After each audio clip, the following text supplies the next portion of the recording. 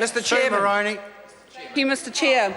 I'm shocked in speaking to Part 2 to this Act, because what happens in Part 2 is it actually guts the Housing Corporation and it washes the government's hands of any responsibility for providing decent housing for New Zealanders. And it's an absolute disgrace, because in subpart 2 of Part 2 of this Act, the Housing Corporation Act changes so that the Housing Corporation is not even responsible for giving policy advice to the Minister any longer. How disgraceful is that? Because the Minister doesn't want to hear the policy advice from the Housing Corporation, because if the Minister did hear what was actually going on out there, they would know that they are going to have blood on their hands. They are going to have blood on their hands from this disgraceful trying to absolve themselves of any responsibility for decent housing for New Zealanders. Mr. Chair, I come from the Waikato, and in the Waikato region, here's what's happening in housing. Because the Housing Corporation is not going to give advice to the Minister to tell her this any longer. So listen up, Minister, because this is what's happening.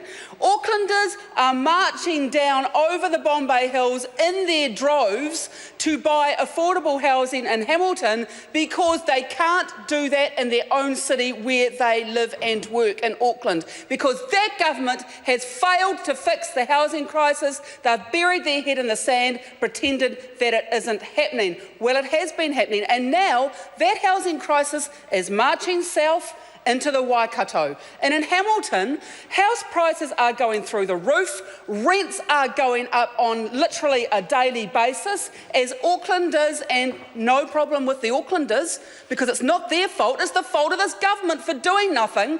Aucklanders are having to move down to Hamilton to buy their first affordable home and work in Auckland and travel backwards and forwards between those cities on a daily basis. And that, Mr. Chair, is creating a housing crisis in Hamilton. So what is that going to mean? Well, what it means for members of Parliament, and I notice that you won't hear from the government Waikato MPs on this issue. You won't hear them getting up and speaking on this.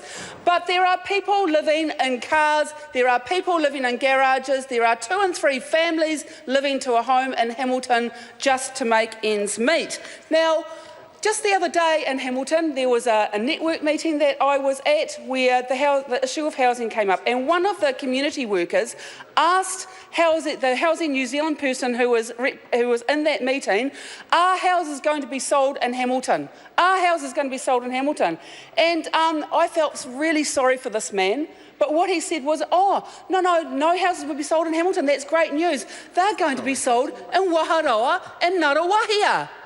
Waharoa and Ngaruawahia. And if anyone knows the Waikato, what 2 poorer communities could you find in the Waikato than Waharoa and Ngaruawahia? And that is where the government is going to be flogging these state houses off. They say there's no need. There is no waiting list, apparently, in Waharoa and Ngaruawahia. Well, Mr. Speaker, Mr. Chair, when I heard that, I went straight back to the 1990s. Because in the 1990s, when that national government flogged off 13,000 state houses, I was one of the people who stood and formed a human ring around houses in Waharoa to stop those houses from being picked up in the middle of the night by that national government and shipped up to Auckland so that they could charge a higher market rent for them up in Auckland and leave the people in Waharoa without housing that they desperately needed. Come back to Part 2. And Mr. Speaker, why this is about Part 2 is because the Minister